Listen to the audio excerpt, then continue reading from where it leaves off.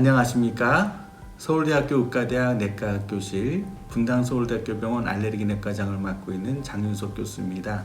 오늘 제가 센터장을 맡고 있는 경기도 아토피 천식 교육정보센터와 함께 알레르기 건강 강좌를 개최하게 되어서 굉장히 기쁩니다.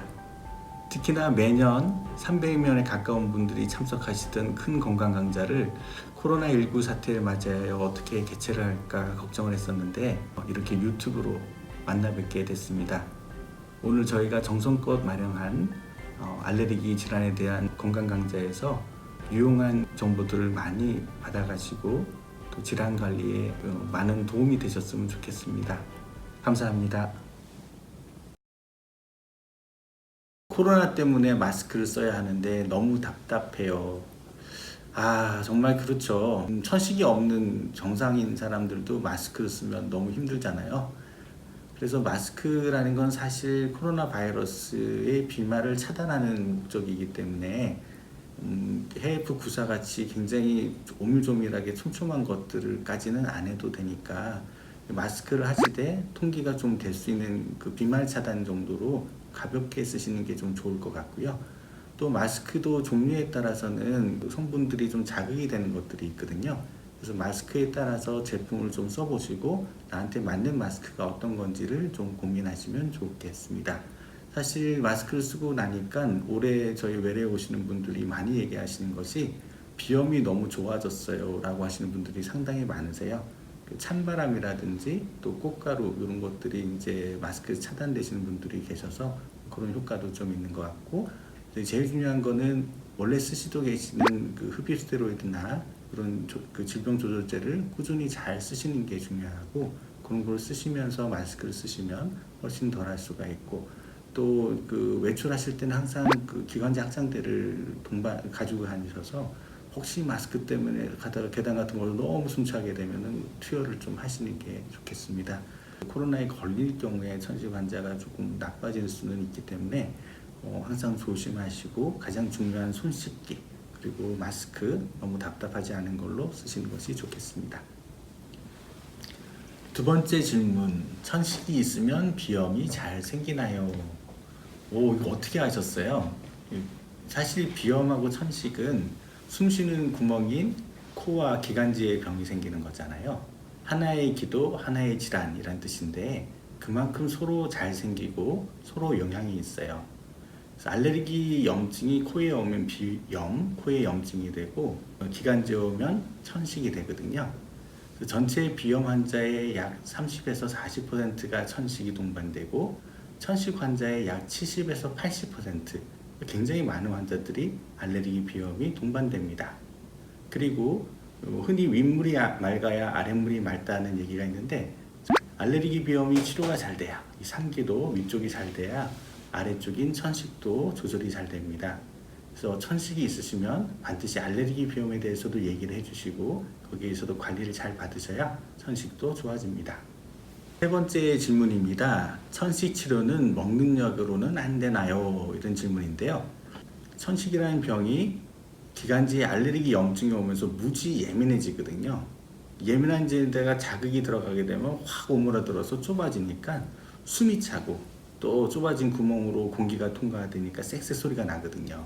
그래서 이 기관지에 있는 염증을 잘 잡아줘야지 과민한 것도 잡아지고 좁아진 것도 잡을 수 있어요. 염증을 제일 잘 가라앉힐 수 있는 게 스테로이드인데 알레르기 염증을, 그런데 이 스테로이드를 먹게 되면은 전신 부작용이 굉장히 많을 수가 있거든요. 그래서 기관지에 직접적으로 약을 전달해 주는 것이 바로 흡입제이고, 흡입 스테로이드는 굉장히 소량의 스테로이드를 통해서 아주 효과적으로 치료를 할 수가 있어요. 먹는 스테로이드는 예를 들어서 30mg을 먹어야지 효과가 난다 그러면 흡입 스테로이드는 약 250 마이크로그램이니까 이 미리그램하고 마이크로그램 단위는 1000분의 1이거든요. 이게 아주 소량으로 치료를 받을 수가 있습니다. 그리고 이 흡입 스테로이드로 치료를 잘하면 천식으로 인한 응급실 방문, 입원, 또 사망까지 죽일 수 있는 걸로 돼 있어서 이 흡입 스테로이드가 천식의 가장 큰 기본약입니다. 네 번째 질문은 그러면 천식 흡입제는 평생 써야 하나요? 라는 질문입니다. 그럼 조금 질문을 바꿔볼까요? 천식은 평생 지속되는 병인가요? 라는 질문을 조금 해보고 싶습니다. 어릴 때 천식하고 나이가 들어서 생기는 천식이 좀 다를 수 있는데요. 그래서 어렸을 때 천식이 있어도 중고등학생이 되면 천식이 없어지는 사람들이 있는데, 또 그 중에 일부는 다시 크면서 재발할 수도 있기는 합니다만, 소아천식은 절반이 좋아질 수 있다라는 게 하나 있고요. 성인 천식은 굉장히 오래 간다. 다시 말해서 천식은 당뇨병이나 고혈압과 같이 오랫동안 지속되는 만성질환이라고 이해를 하시면 되겠어요. 소아천식이 같은 경우도 몇 년 지나면서 이제 크면서 좋아질 수는 있지만, 좋아질 때까지는 흡입제를 잘 써줘야 되고, 흡입제는 두 가지가 있습니다. 하나는 증상이 있던 없던 지속적으로 잘 써줘야 되는 흡입 스테로이드를 기본으로 하는 질병 조절제가 있고요. 갑자기 숨찰 때 임시종 방편으로 쓰는 기관지 확장제인 증상 조절제가 있습니다. 그 두 가지를 잘 조절해서 매일매일 써야 되는 흡입제를 꾸준히 잘 써주시면 급할 때 써야 되는 증상 완화제를 덜 쓸 수가 있거든요. 그래서 그 흡입제를 잘 써주시고, 여러분들이 이제 외래에 오시면 증상 얘기도 듣고 폐기능도 듣고 그다음 보고 그다음 진찰도 하고 해서 복합적으로 판단해서 이 다음 단계로 낮출 수 있느냐 아니면 이 단계로 계속 가야 되느냐를 늘 판단을 하고 있습니다. 중요한 거는 흡입 스테로이드를 기본으로 해서 천식 관리를 꾸준히 해야 되고, 천식병 자체는 당뇨병과 고혈압과 같이 평생 관리해야 되는 만성질환이다 라고 이해하시면 되겠습니다. 네, 다음 질문은 외래에서 많은 분들이 질문을 하시는 겁니다. 천식에 좋은 음식이 있나요? 예를 들어서 도라지나 배즙 같은 거라고 많이 물어보시는데, 천식에 좋은 음식이 따로 있지는 않습니다. 그냥 몸에 좋은 음식 그냥 드시면 됩니다. 편하게 드시면 되고, 천식에 안 좋은 음식이 있나요?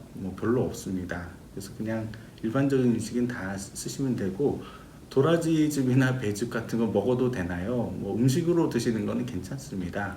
근데 이제 그게 약으로 쓰시기에는 저희가 이제 이미 약들이 좋은 게 많이 나와 있으니까 약으로 쓰려고 그러면은 좋은 약을 쓰시는 게 좋고요. 그냥 음식으로 드시겠다 그러면 어떤 음식이든지 상관없습니다. 다음 질문입니다. 천식이 있으면 운동을 하지 않는 것이 좋나요? 천식이 있으면 숨이 차고 쌕쌕거리니까 과연 내가 운동을 할 수 있을까 좀 걱정되시죠? 또 일부에서는 운동을 하게 되면 천식이 더 나빠지니까 내가 정말 운동을 해야도 되나 이런 생각이 드실 수 있습니다. 천식을 악화시키는 운동 조건들이 있는데요. 천식이 안 좋은 게 바로 차고 건조한 공기거든요.